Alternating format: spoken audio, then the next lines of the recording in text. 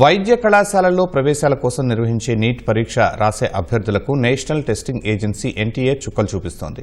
మే 3న జరిగిన నీట్ పరీక్ష ప్రశ్నపత్రం లీకేజీ కారణంగా ఈ నెల 21న రీ ఎగ్జామ్ జరగనుంది. దీనికి సంబంధించిన అడ్మిట్ కార్డులు ఆన్లైన్లో పెట్టినట్లు ఎన్టీఏ వెబ్సైట్ ద్వారా ఆదివారం రాత్రి సమాచారం ఇచ్చింది. అడ్మిట్ కార్డులు డౌన్లోడ్ చేసుకోవడానికి యత్నించిన వారికి ఇక్కట్లు ఎదురవుతున్నాయి. వెబ్సైట్ లింక్ సరిగ్గా పనిచేయలేదు. దీంతో ఎన్టీఏ రెండో లింక్ అందుబాటులోకి తెచ్చింది. దాని ద్వారా వెబ్సైట్లో లాగిన్ అయ్యాక పరీక్ష ఫీజు రీఫండ్ ఆప్షన్ తనిఖీ చేయాలంటూ సందేశం కనిపిస్తోంది. అందులోకి వెళ్లి వివరాలు నమోదు చేస్తే బ్యాంకు వివరాలు ప్రత్యక్షమవుతున్నాయి. అయినప్పటికీ మీ బ్యాంకు వివరాలు ఎడిట్ చేయాలా అని అడుగుతోంది. దీనిపై క్లిక్ చేస్తే ఫీజు కట్టిన బ్యాంకు పేరు ఆ జాబితాలో కనిపించడం లేదు. అప్పుడు మీకు రీఫండ్ అవసరం లేకపోతే ముందుకు వెళ్లాలని సందేశం వస్తోంది. నీట్ రద్దు ప్రకటన వెలువడిన సమయంలోనే డబ్బులు రీఫండ్ చేస్తామని ఎన్టీఏ ప్రకటించింది. కొత్తగా ఫీజు చెల్లించాల్సిన అవసరమూ లేదని స్పష్టం చేసింది.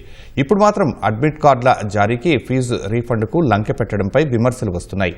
పరీక్ష ఫీజు రీఫండ్ చేయకుండా ఉండేందుకే ఎన్టీఏ ఇలాంటి ఎత్తుగడలు వేస్తోందని తల్లిదండ్రులు విమర్శిస్తున్నారు.